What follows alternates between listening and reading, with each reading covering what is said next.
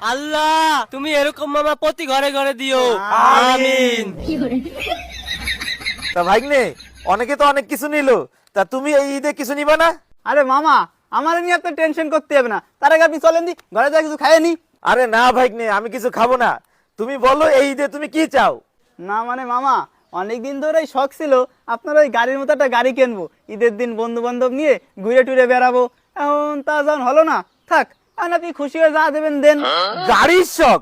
এটা কোনো বিষয়ই না। এই নাও চাবি, বন্ধু বান্ধব না ঈদের দিন ঘোরো।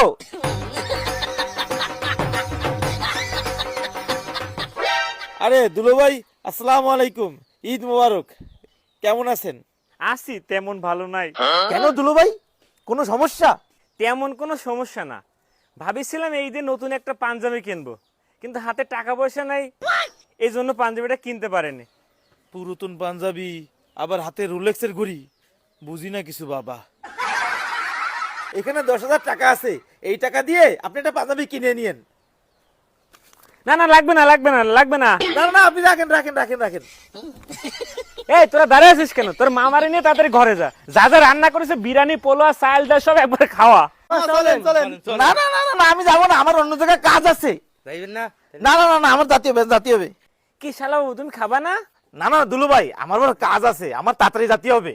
কি কাজ আছে? তাহলে তাড়াতাড়ি যাও যাও যাও। কিন্তু আব্বা, ঘরে আম্মা ভালো পায়েস রান্ধিছে, মামা একটু খায় যাতে। ওরে বাবা, তোর পায়েস তো, এই তোর মামার এগিয়ে দে, যা তাড়াতাড়ি এগিয়ে দে। মামা লন লন।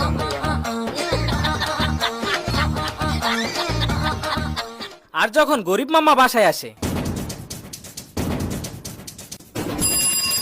ভাইগনে রে, কোয়ানে তোরা?